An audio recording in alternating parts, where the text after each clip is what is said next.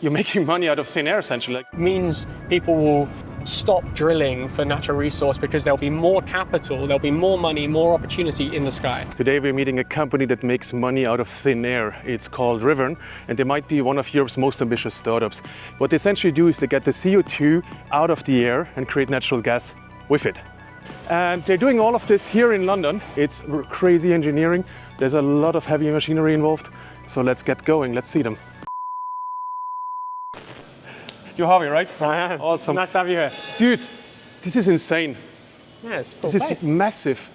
So Rivan is a synthetic fuel manufacturer. Basically what that means is there's two core areas to what we do here. Number one is we pull carbon from the air, which I'll show you some of the stuff the guys are working over there. And it's called direct air capture. And the other is we produce hydrogen from water, basically split in water. And then you'll see later on, but we combine them both together to some level of synthetic fuel. That can be natural gas, it can be aviation fuel, it can be various other long chain hydrocarbons. Just to get this right, because I said in the intro to the folks in the watching, that you're making money out of thin air, essentially. You're taking the CO2 out of the air, combine it with H2, and then essentially have the same natural gas that we use for all these kind of machines right now. Yeah, so chemically identical, but without the carbon footprint. So we need to capture gigatons of carbon, ultimately. And it's really, really difficult to capture carbon cheaply. And our hypothesis is that if you make a gross end product more valuable than the captured carbon, e.g. a synthetic fuel, you can create this feedback loop, this learning rate, which ultimately can drive down the cost of carbon. Ultimately, the only feedstocks are sunlight and water, pull carbon from the air. And the long-term aim is, can we drive those costs cheap enough? Can we vertically integrate enough to basically enable drilling to stop? That's the aim. And then it flips kind of from being drilling to mining the sky is kind of our thing. Mining the sky. So this is part of our DAC section here. So some of the guys are working now. So direct air capture, we have 3 stages to our direct air capture. And we use limestone. So basically in housing, the limestone cycle that we would have learned at school, you get a porous media like this. So this is calcium hydroxide. And you blow air over this sorbent, and this captures the CO2 from the air. And I'll show you how we make these. And then it forms carbonate. So basically we're pulling, if you think about it in here, there's 400 ppm carbon in the air, very little, very dilute. It's quite hard to capture it, meaning we just How much is this? If I imagine this whole warehouse, how much? We're talking like a pinprick, 400 parts per million. It's very, very small. A pinprick? Yeah, a pin, yeah. It's very, very small. So your goal is to use the limestone to get basically a pinprick CO2 out of all of Yeah, exactly. It's tough. It basically means we need a load of fans. And then the fans blow air over this sorbent, and then it turns slowly into carbonate. So the CO2 has an affinity for the hydroxide in it, and it passes through different layers, and it captures basically, this slowly turns from hydroxide into carbonate, and then you're basically left with a load of captured carbon in a solid phase. So basically the CO2 attaches to this, you make these things essentially dirty, and then afterwards you're trying to get the carbonate off it again. Yeah. And once it's captured here, it's thermodynamically really difficult to get this out. You have to heat it up to 800, 900 degrees, depending on the pressure. Once we've captured the carbon, it's in its gaseous phase, which we'll use in a second, you're basically left with this, but as like a powder. This is oxide. And then we add water to it and redo that cycle thousands of times. And we hope that's a really effective way to capture carbon over 10, 20 years, basically. And then the last step is this big machine over here, which is our hydrator. So basically, once it comes out of the kiln, it's oxide. We need to get water back into it, and you see it's very dusty around here. But basically, we take that oxide and we mix it with water to a specific temperature and flow rate and specific kind of hydration, and then we go again. And all of this basically to get the CO2 out of the air into an isolated form that you can afterwards use. Yeah, exactly. And we can do it over and over and over again. So that's one side. As a naive person, I always assumed it's fairly easy to get CO2 out of the air. I wish that were the case, Andreas. It's not just the getting it out of the air, which is tough because it's dilute. There's very little. It'd be better if we were near a power station or something like that had a really concentrated form. But Rivan is designed to be off-grid and not kind of locality constrained. And as such, we need to go anywhere, basically. The harder point is getting it back out of the carbonate. That's trickier. And you see some of the electronics over here. Again, Rivan designs and builds everything in-house. So every nut and bolt is basically here. So this means you're fully vertical? Yeah, fully. I'd say if you think about us, we're we're horizontally integrated, e.g. we own and design our solar, we own, design and build our DAC, as you've just seen. We do the same with our electrolyzer, which I'll show you in a second. We do the same with our reactor, which you'll see in a bit. And then we partially own some of the distribution. And then we're vertically integrated as well in terms of we design, we build, we manufacture, and we deploy. So there's a lot of complexity to what we do. This is super cool. So we have now the CO2, yeah. like isolated out of the air. How do we turn it into gas? What's happening next? Right, so let's assume we've got that in storage now. And then the next stage is our electrolyzer. So in here, we won't go in here, but this is like a pseudo clean room where we're building our electrolyzers. And what happens with our electrolyzers, you can see part of one there. We won't go too far just because there's some chemicals over here. But basically what happens with an electrolyzer is you get basically two it can be steel, it can be nickel, two electrodes, much like, again, we would have done in school chemistry. It's quite simple. The thing that splits water, right? Yeah, and literally the two rods that you would have seen, and you pass current through those rods, and one side, the anode, is oxygen generated, and one side on the cathode is hydrogen, and we do that at mass scale. You can see some cells there, you can see one over there, and basically we have these kind of shaped electrodes where basically we pass current into these large current collectors. You flow an electrolyte through them, which is basically a conductive fluid, and the aim of the game here is to make it as efficient as we can. So the job of this is basically you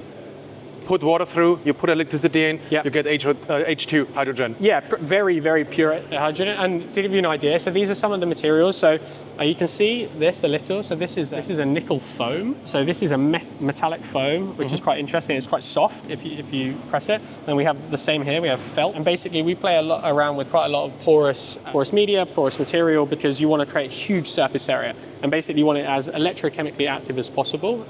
And we do a load of interesting things here in terms of creating artificial porosity in the electrodes and just anything that we can do to make it really effective to create hydrogen with the current we have. And surface area is the same reason why before these rods had like all these tiny holes, right? Basically exactly the same. Yeah, it reduces the voltage requirement to produce hydrogen. And the lower we can have that, like normally kind of 1.8, 1.9 volts, the better it is. Okay, so now we have the H2, we have the CO2.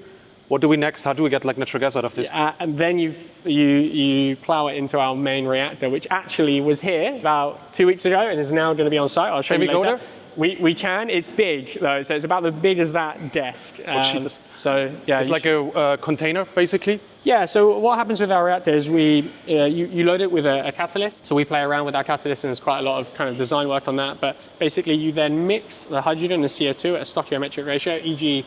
4:1, basically, four hydrogen, one part CO2, and we react it over a catalyst. And out the other end comes 99.9% pure CH4, which is chemically identical to natural gas, and we go straight into the gas grid. This is cool. So this means also you're completely autonomous. Like you can put this like anywhere as long as there's a gas grid, which is fairly common. Yeah, we can. There's a lot of difficulty with making it completely autonomous. Okay. But if you think about a Rivan system, and you'll see some bigger ones in a bit, like actually this is really all R&D, and actual deployment is on a military base, which we'll head to. Did you just say military base? Yeah, so we managed to get our first pilot is really important to be just an iteration machine. Yeah. And we want it to be as kind of private and as... Let's go to a military base. Yeah, basically. Fair. I do the same. I do the same for all my projects. We managed to find one, and probably half of our team are there at the moment. And we basically run tests on hydrogen, on our reactor, on our DAC systems, on our solar that you'll see there. And yeah, helps us basically iterate as fast as we can to a more effective, more vertically integrated product. For us, the intensity, the speed, the iteration is super important. Not just because like survival as a business, but also just like what we're trying to do is capture gigatons of carbon, and there needs to be a haste to it. So we also have all fabrication Rivan as well. So you're not kidding. This is like really full stack vertical. It's pretty messy around here, but ultimately, like if we need to build prototypes and test rigs and anything like that, everything ideally needs to be in-house, just because we can't like move at the speed we need to if it's not. Everyday survival. It is. Yeah, a lot of the team are either on the... Is it okay if this is on camera? Probably not this. Okay, we'll just black it out, cool.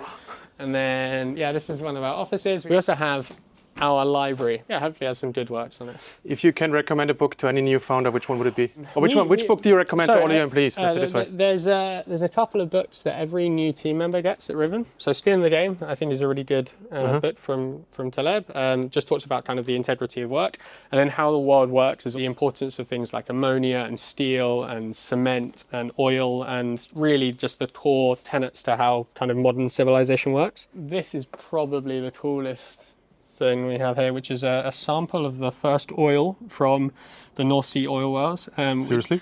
Yeah, which was actually quite a key moment in British history. And then also, like, one of our main mottos, I don't know if you know the saying, does it make the boat go faster? There's a British rower called Ben Hunt Davies. Before the British Olympic team started to win everything, the rowing team started to win everything in the Olympics, we just never really used to win anything. And they decided that during the training camp, every decision would be anchored on, does it make the boat go faster? So like, would they go out for a drink, or I don't know, would they skip training or whatever? And it ultimately enabled them to win Olympic gold. And I think it's quite an interesting heuristic in that there is so many decisions we can make that help drive things quicker. If we can save a day here, it might save a month in a year's time, or a year in a decade time, and it really compounds. If we can get deliveries quicker, if we can get prototypes out quicker, like whatever we'll do is ultimately anchored in, does it make the boat go faster? That's super cool. You said before we can check out the site. Yep. Can we do this? Can we do this right now? Yeah, let's go. Yeah, cool. How long is the drive? Drive's about an hour 45. Okay, that's fucking... It should be good today. There's no traffic. Okay, let's do this. Let's go to the site. Cool. So we're heading now to the first production site. Yeah, exactly that. First site, and now the biggest synthetic fuel plant in the UK. One thing you mentioned before, which I wanted to get back to, is like, does it make the boat faster?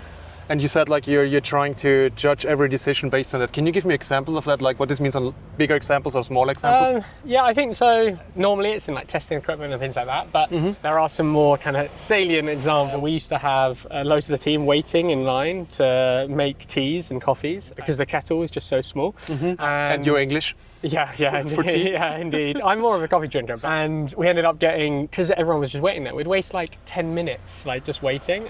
So we ended up getting this massive like urn that is constantly boiling, which is just, yeah, ideal. There's so many small things. If you do like thousands of these. Like, to be fair, in the UK, this is actually a way to hire people. Look, we have hot tea water on tap and permanent toast for you. Well, yeah, I think. And speed begets speed for us. Like Rivan, I'd love Rivan to be around for the next 20 or 30 years. Yeah. And I think things that we do quickly now compound rapidly week to week, month to month, year to year. Like a team that moves like slightly quicker day by day, hour by hour now is a completely different outfit in a year, 2, 3, 5 years time. Like, how do you keep the urgency in a team? Like you like want to keep moving them fast, but like I assume just screaming at them isn't the solution, right? So like how do you instill this kind of like constant momentum and constant acceleration? Yeah, I think firstly there's an inherent intensity required just by what we're doing. If we wait too long, there's huge implications for the carbon that's getting into the atmosphere and ultimately the solution that we haven't yet delivered. So I think there's an inherentness to it. And our team care deeply about that. So I think that's really important. It's like literally save the planet, move faster. Yeah, and like we're saying genuinely. I think also by virtue of survival, if we don't act with intensity, I think the team knows that we have no right to be around. We have to earn that. So I think that there's almost an inherent intensity to things because of those tenets. And then lastly, when you hire great people, there is often a just drive towards doing things quickly and intensely, and that drives the whole team around you. You know, it becomes part of the ethos, and like there are certain people that just have that kind of intensity, and I think we want to work with these kind of people. It's energizing. Yeah, makes sense. Yeah, it's energizing, and I think when you wander into work and you see guys around you that are fully committed to doing something quickly, very well, and they're deeply engaged by it, you kind of learn by osmosis. So like new recruits that are coming in, or we have a lot of interns coming from university, and I think they learn that immediately, and I think that just sets the tone about what's expected here. So how did you start with all of this? Or like, what's your background? Like, how did you get into this? Yeah, so my background's originally, I built and sold 2 software companies. So very different to Rivan. Basically, that's how I cut my teeth in just understanding like team and raising capital and direction and things like that. And I came out of my last company with a good exit and kind of a yearning to do something more impactful, basically. hydrogen, mining, CNC milling, batteries, solar. So you went like properly outside in? Yeah, all sorts of areas, speaking to loads of interesting folks. And ultimately, I think it all came down for me to capturing carbon is potentially one of the biggest problems of our time. The main thing that drives cost reduction, which is the main thing, we need to drive cost reduction down for capturing carbon to the point where it's, in the tens of dollars per ton, is a learning rate. And a learning rate is predicated on production rapidly increasing. And production is, like, volumes are predicated on like very built markets, availability of capital, just innovation and iteration cycle. For us, I thought, okay, well, my main hypothesis is to create a more valuable gross end product, synthetic fuels, to induce a learning rate to drive down the cost of I mean, in your case, if you don't get the costs down, if you don't get the scaling up, the whole model doesn't work. Yeah, it's a indeed. completely different incentive. Yeah, indeed. And we have to induce that, and we survive by that, or we don't. It's kind of funny that we had to quickly stop for a gas break. So anyway, let's continue talking about carbon capture. So okay, you had a little bit of money from your previous exit, so you had like a little bit of like capacity to play around, go a little bit bolder. But this is like still a big site. This is still a lot of money required. Like how did you raise more money? How much did you raise? Who did you get? Like, what's the story? Yeah, I think so. Rivan's one of those companies where it's potentially the fastest way I could possibly bankrupt myself. It's intense hardware. We're vertically integrating multiple things at once, so we're designing tons in parallel. We managed to get most of those things done in 6 to 9 months or so. I built part of the first system in a really low fidelity way, and then just as I was running out of money, we managed to raise some external capital for some great guys. Who did you raise from? So our main investor is Plural, one of the biggest VC funds in the UK. Easily one of the best ones in Europe right now. I get to work with Taavet Hinrikus all the time. He's a really great guy that I learn a lot from. And then we've got some awesome other angels. Who did you get? We got Patrick and John Collison from Stripe, which was... Wait, okay. What's the story? Like, how did you get Patrick's and like what? I fairly serendipitously met them in California. Okay, like you just like happened to walk into them? No, there was an event for hardware companies that I managed to nab an invite for, and then there was quite a few, just some unbelievably good companies, but also just some great investors. So I managed to speak with Patrick and John. Nat Friedman also is one of our angels who was there at the time. And then Nat Friedman is also an investor on yours. He is indeed. And then we have others. So another great fund that invested in us called 20VC. Called Harry Stebbins. Shout out to Harry. They've been really helpful to us. And then, to be honest, a bunch of great angels from my last company as well, which have been super supportive. And then that basically got us together about £10 million, where that's enough for us to help basically take from what I originally built and deploy something in the real world. Can we execute well enough across so many different domains fast enough and show the way, almost pave the way. Like, if we can do this and we can show that there's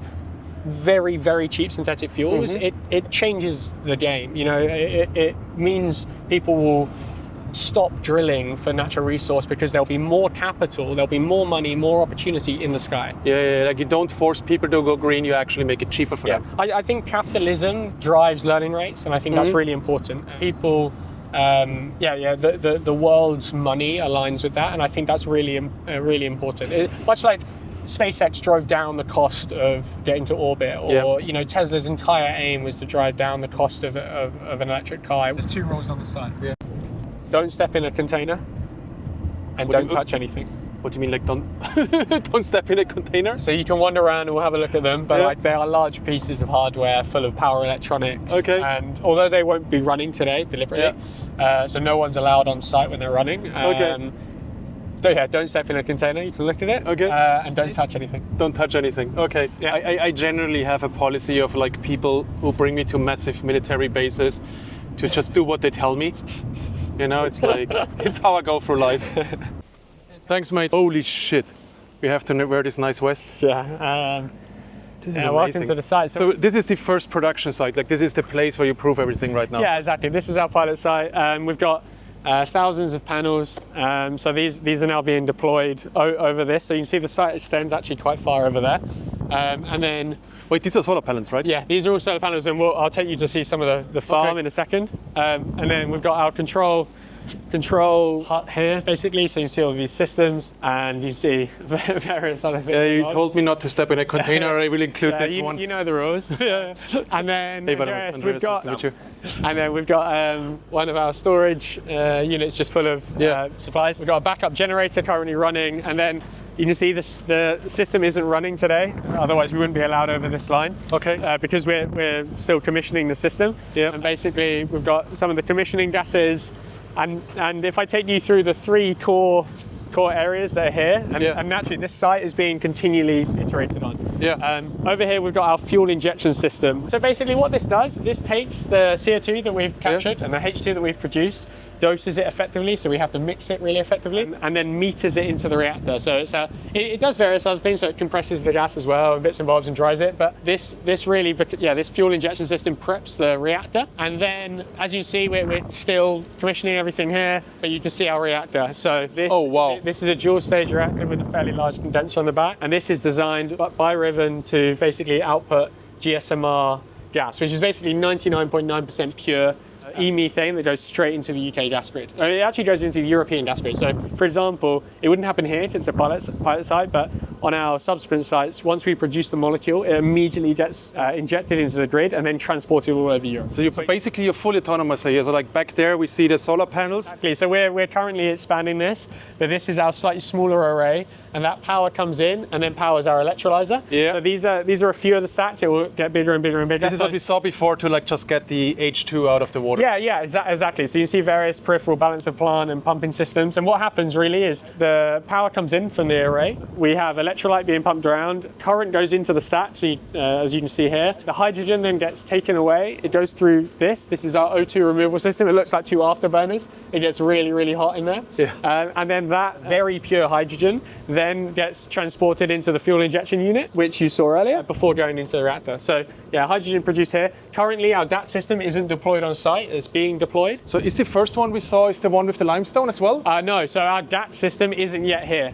Okay, so that's coming. Yeah, that's coming, and then it will go straight into our fuel injection system, and then into the reactor. So how I can imagine this, like from the left side, you will have like the CO2, and from the right side we have the H2, and then in the middle you combine it and you directly pump it down into the grid. Pretty much exactly that. Awesome. And we've done them separately in individual containers, so this will all move into probably one slightly larger container, but we've done it for modularity and just for safety and iteration speed. So if everything is combined in one reactor, it makes it quite tricky to change and iterate on the design. We won't go over into the array, but what you can see is the power coming in, and it goes into all of our power electronics. So our DC combiner boxes. So this is where all the current, basically the energy comes in, and then we distribute it out of the system. So you see interface plates, we've got cooling mechanisms, and you see all the peripheral pipe work. This, basically that pipe there is taking the hydrogen out. Yeah, we hope to, basically this is now maybe a 1/10 scale of our main system, and we hope to maybe 10x that in the next 6 months. That's the aim for the end of the year. So 10x this size. Would be like one unit. Yeah, exactly. So it increased maybe in power density, so it won't just scale in size necessarily. It'll increase in throughput, but it won't be 10 times bigger in size. In throughput it will, and then we hope to 100x that by the end of next year. That's the aim. So the ultimate goal then afterwards will be to find multiple sites where you have enough solar light, where you have like water, and where you can easily connect to the grid, so that you do not need to bring electricity, you do not need to bring anything else, and you can directly pump the gas into the market. Yeah, so if you think about Rivan, the ideal for us is to go to the most unproductive land. So we don't want an electrical grid. We don't want really like high-grade agricultural land. We don't want to be anywhere near, because you could use that for food production and various other things. We want to go to areas of land that is very unproductive and rapidly increase the productivity by taking in the photons from solar and then basically transforming them into a useful fuel. And for us, really that looks like going closer to the equator over time, so higher irradiance. Yeah, basically going closer and closer to the equator and to more and more unproductive land, basically. Nice. Areas of land that people don't want, Rivan would love. First and foremost, Rivan is a technology engineering firm in that we really care mostly about the technology and maybe less about the deployment of it, because I think that the difficulty is in making it. So I think all of our focus is really on the engineering, less so maybe mass deployment as of today. But I think the big challenge is, I think the individual technology for us is significantly de-risked now, because we've been working on it a number of years. But I think the the main area is connecting them all together autonomously at a large scale. That incurs a huge amount of complexity. Yeah, I think that's why we've rapidly focused on our pilot. We could have waited, we could have gone through more iteration cycles at HQ and not maybe got our hardware out, but we're learning so rapidly about doing big things, and you learn, like, there's a reality factor to everything that we're doing. And I think the faster we can learn through that, the better we can just get over those scaling issues of kind of autonomous operation and vertical integration of everything, especially as we operate. So you see here, we operate when the sun shines. H2 is like notoriously for still being too expensive, you know? What do you think will drive down the costs of H2, of hydrogen? I think first and foremost, I think hydrogen by itself is incredibly difficult to make work in the real world, in that it's incredibly hard to store, it's incredibly hard to transport. Rivan takes a very different stance in our hydrogen production, in that we believe, since energy costs are not free, but incredibly low cost and getting lower and lower. Our big stance is that basically energy is becoming too cheap to meter. You counterintuitively have to use more energy to produce lower cost fuels, so lower cost hydrogen, lower cost CO2. And what that really manifests itself in is you have to make your entire system sensitive to the falling cost of energy. E.g., right now, if you take hydrogen production in the UK or anywhere really, there's a huge proportion of total cost is capex. You know, you have a 10, 20 million pound plant. Whereas really, if you then put really cheap energy into it, you're not very sensitive to that. It might be like 2% of your total cost. I think actually Rivan, what we're trying to do is flip that model and say, okay, well, we're going to get our really cheap, really effective, really robust electrolyzers, not at the bleeding edge, but we're going to vertically integrate them into very cheap solar and actually flip the total percentage of energy cost of the deployment. And suddenly you start to really be able to drive down the cost curve. It means you can't pressurize too much, you can't store for that long, you can't transport for that long. But for us, as soon as we've produced the hydrogen molecule, we want to consume it, like within seconds. Any sort of storage ultimately incurs a capex penalty. And that, like, if you think about it, therefore, our end utilization of the H2 molecule is different. We're producing fuels off the back of it, different utilitarian, large molecularly sized CH4. And we're also utilizing huge amounts of very, very cheap energy and flipping that capex OPEX ratio. They're the reasons why we think we can drive down hydrogen, and they're the reasons why we've built this plant to basically show and validate that. Why UK? Why, like, everything you said makes sense. Why haven't you moved to Spain? I think we should wander out here. I think we will. I think we'll go closer to the equator over time. Like I said, in 6+ months, which is, I think, fairly unheard of. And we couldn't have done that if we had the complexity of crossing borders. Although, and really, if you think about it, if we can make this work in the UK, higher irradiance is really just a factor of more revenue per machine. And I think that's where, basically, I think that's where we'll go. But right now, it doesn't aid engineering velocity. This is, like, by the way, one of the things that, like, pretty much every founder who does, like, as ambitious companies says. Like, it's all about iteration speed in learning.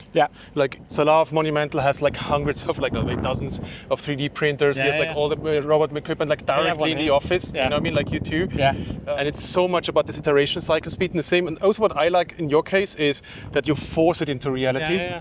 You just like, you instantly say like, okay, let's have a site as soon as possible, because all new kinds of problems we don't think about will pop up in that very moment where we unlock this, where we launch this, right? I think it is very foolish of us to think that we would. How the hell would we know all the things that are going to happen? Like, I think the reality factor is really an awakening to a lot of people, and things leak, things break. You know, unlike software, there are 3 dimensions of things that could go wrong. So the exposure to risk is far, far higher. So I think the way I often think about it, like the difference between hardware and software is, yes, it is harder, but specifically when you make a mistake, it's far more of a problem oftentimes. Like it's far slower to have a solution, just because you are dealing with atoms, and then also you're far more exposed to large scale implications of that problem. And I think for us, like the faster we can try and get rid of those problems just by factor of getting stuff out there and understanding them, the better equipped we're going to be to deploy these things. And I think we have a real appreciation for getting stuff into the real world. I mean, there's often a force that basically says, oh, it's not perfect, you know, don't do it. And there's often this this strange barrier to timelines in hardware as well, in that, oh, you know, getting a valve or a mass flow meter might take months and months and months, and it just really fundamentally shouldn't. And I think if we can challenge those enough with good enough from the ground up reasoning, I think we can go a lot quicker than people thought, and I think we can learn a lot quicker. And ultimately, really, for Rivan right now, it's like capital investment in and learnings out. Like that's our critical kind of variable that we look at. Last question on my end actually. Like, what is your recommendation for anybody watching this out there, like early 20-year-olds? Like, how do they, like, if they want to do something really ambitious, like, what's your recommendation? Yeah, I think at least important for me was not allowing myself to go and learn a whole new area. Like, this isn't necessarily my background. Software is my background in my last 2 companies, and I think there's often a reticence or a kind of just a pull to not go into new fields if that's not your background. I don't think that should be true. You can learn anything. Like if there was a time ever to be able to rapidly learn new skills and new areas, I think it is now. And it's really just comes down to motivation to do so and aptitude to take on information. I think that's important. So I wouldn't be kind of restrained by your background necessarily. And then I also think, I think people often run away from risk. Like you could talk about consultants and lawyers and things like that, which are often abstracted away from the words that they say. I think that's wrong, and I think you have to run towards the risk. Like for us and for anyone building like significant things, I think you have to have the mindset that things could go wrong, but you run right after it. And I think that's core at Rivan, and I think that's really important. Basically, you take the risk of it going wrong, but you're willing to try and challenge the status quo. But it takes an amount of courage that I think is important, and you don't see a ton, basically. Appreciate, mate. Next time we meet, Rivan is the biggest supplier of natural gas, synthetic gas in the world. I hope so, Andreas. I mean, let's get this running first, and then, gotta give us a year at least for that. Eh? Easy. A year. You get a year. Let's be generous. Cool, folks. Thanks for watching, and see you in the next episode.